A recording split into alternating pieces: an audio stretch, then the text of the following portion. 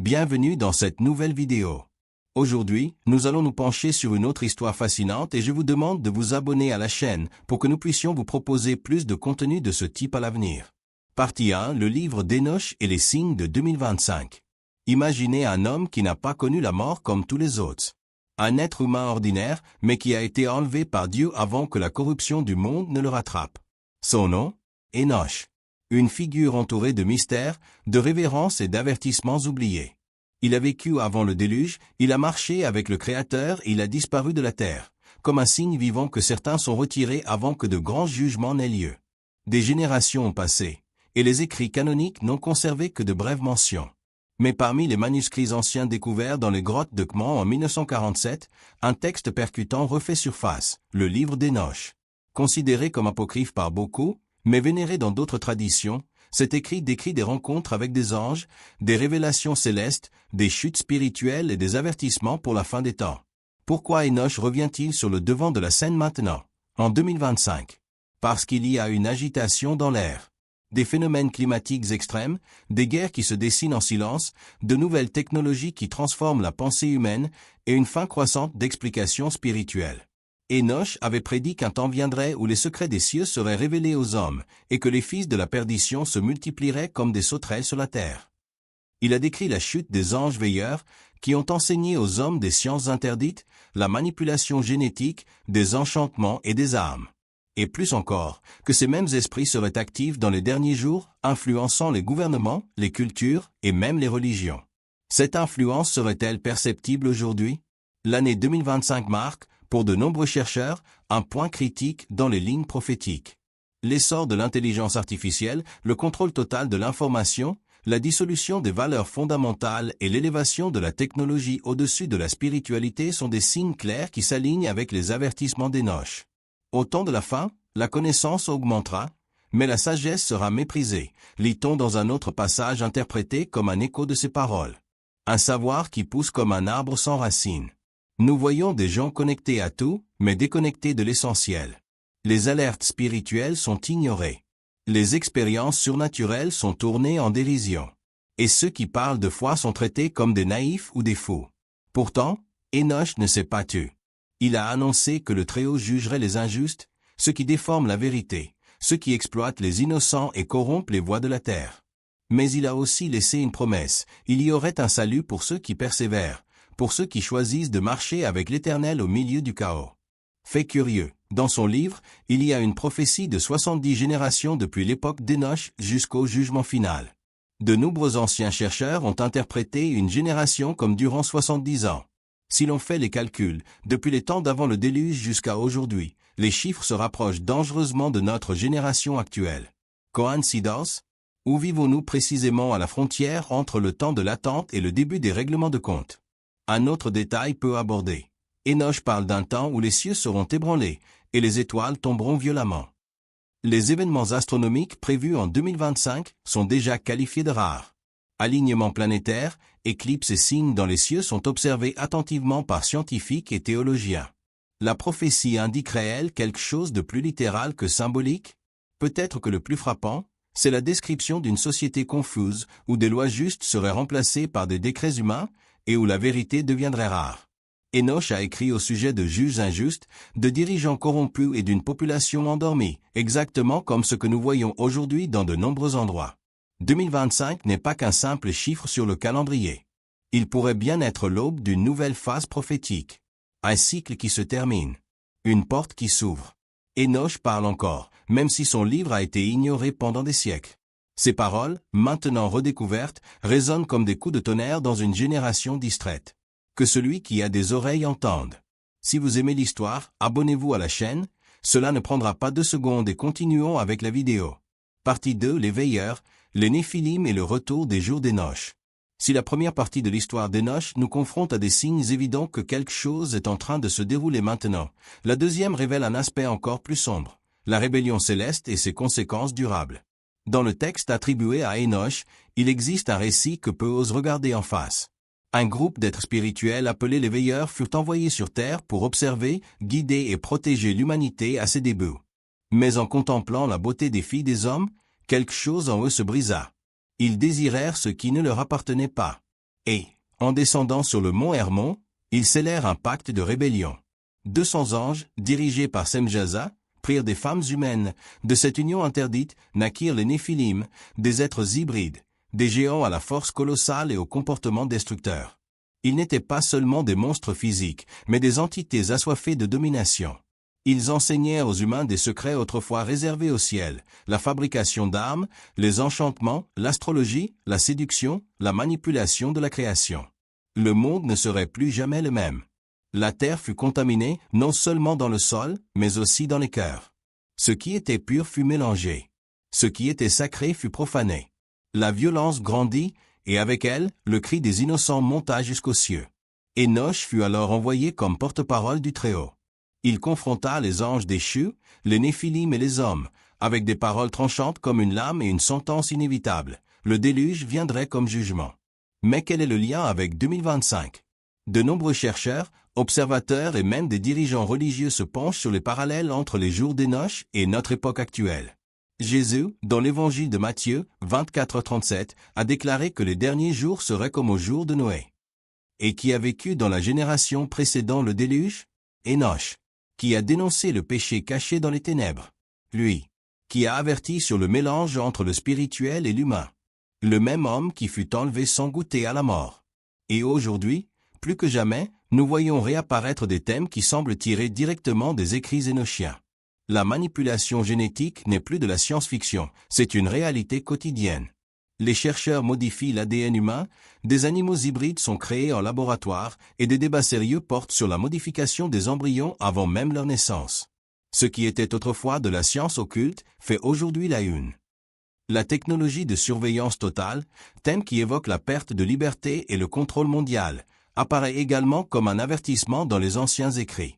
Le livre d'Enoch rapporte que les veilleurs enseignaient comment surveiller les hommes, contrôler les territoires et dominer les cycles naturels. L'idolâtrie de l'apparence, de la sensualité et de la sorcellerie est aussi soulignée dans les enseignements des anges déchus. Et aujourd'hui, nous assistons à un culte exagéré de l'image, à la manipulation visuelle et même à une spiritualité déformée qui prétend être lumière mais cache les ténèbres. De plus, l'émergence d'une culture qui rejette l'Éternel, relativise la vérité et promeut des pratiques qui nient la justice divine, indique que nous vivons peut-être, à nouveau, les jours précédant un grand ajustement spirituel. En 2025, nous faisons face à des décisions cruciales en tant qu'humanité. Les crises environnementales menacent l'existence de nations entières. Les conflits armés se dessinent comme des ombres à l'horizon. Les avancées technologiques apportent des merveilles et des dangers. Le monde semble courir vers quelque chose d'inévitable et rapidement. Si les veilleurs ont corrompu la terre en enseignant aux hommes ce qu'ils n'étaient pas prêts à recevoir, ne sommes-nous pas à nouveau tentés de répéter les mêmes erreurs? Y a-t-il de nouveau une infiltration silencieuse qui détourne le cœur humain de la vérité? Enoch a également écrit qu'à la fin des temps, les esprits des Néphilim, les géants morts, erraient sur la terre, comme des entités impures, sans paix, cherchant des corps à habiter. Ce passage a été associé à des possessions, à des manipulations spirituelles et même à des phénomènes paranormaux en augmentation. Et plus encore, il a averti que la génération de la fin serait aveugle à ces vérités. Elle rirait des avertissements, ignorerait les signes. Exactement ce que l'on observe aujourd'hui quand on parle de prophétie, de repentance et de sainteté. Cependant, tout comme Enoch a marché avec Dieu dans un monde corrompu, des hommes et des femmes sont en ce moment même réveillés pour se lever. Des personnes ordinaires, éveillées, conscientes que quelque chose de plus grand est en jeu. Et ce sont ces voix qui résonnent à nouveau, répétant les avertissements oubliés. L'histoire ne se répète pas par hasard.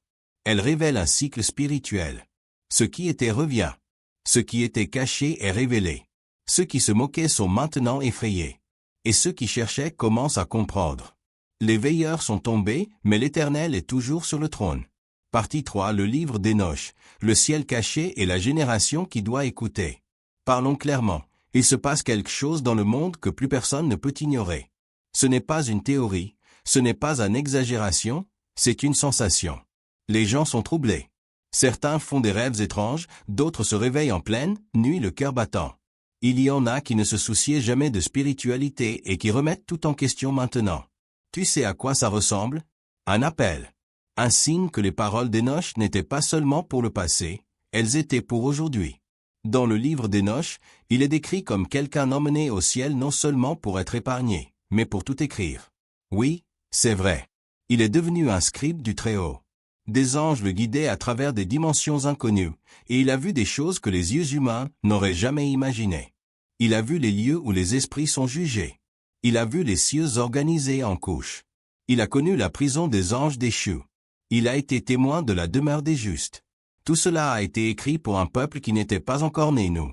Et il y a un détail que presque personne ne mentionne. Enoch a été averti que ses paroles seraient préservées pour la fin des temps. Et c'est exactement ce qui se passe.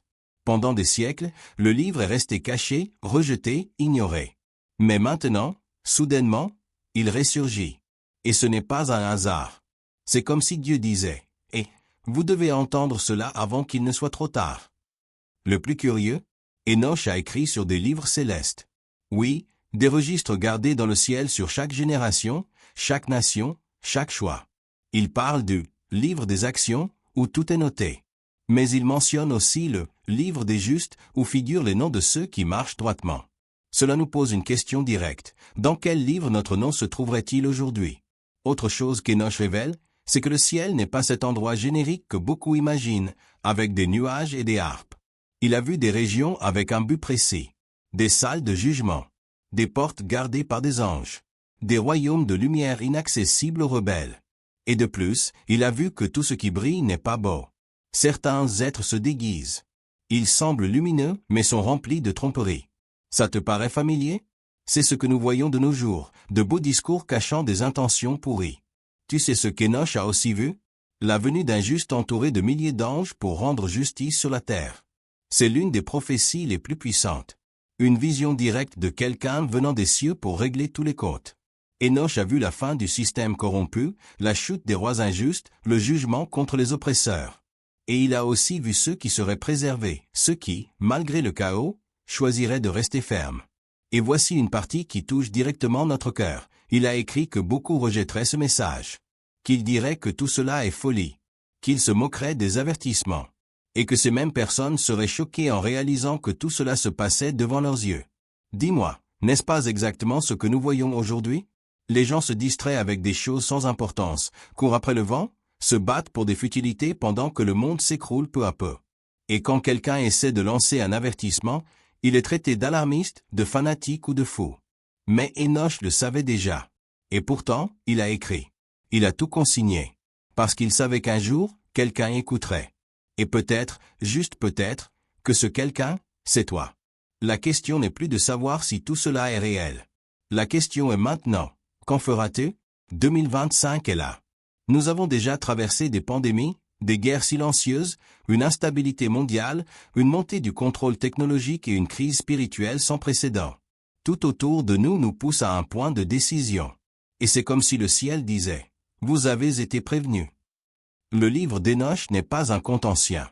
C'est un avertissement vivant. Un témoignage que Dieu n'a jamais laissé le monde sans direction. Et que, même dans les ténèbres les plus épaisses, il élève toujours quelqu'un pour dire la vérité. Enoch a parlé. Maintenant, sa voix nous parvient à travers le temps, les pages oubliées et une conscience qui commence à s'éveiller. Tu peux ignorer. Tu peux rire. Tu peux même effacer cette vidéo. Mais et si c'était vrai? Et si les paroles de cet homme qui a marché avec le Très-Haut résonnaient précisément pour notre génération? La décision est personnelle. Mais l'invitation est universelle. Ne ferme pas les yeux maintenant. Ouvre ton esprit. Écoute avec ton cœur. Parce que le temps de l'ignorance est passé. Et comme Enoch l'a écrit il y a longtemps, les cieux observent. Et le temps est compté. Si vous aimez la vidéo, abonnez-vous à la chaîne, laissez votre like et partagez-la.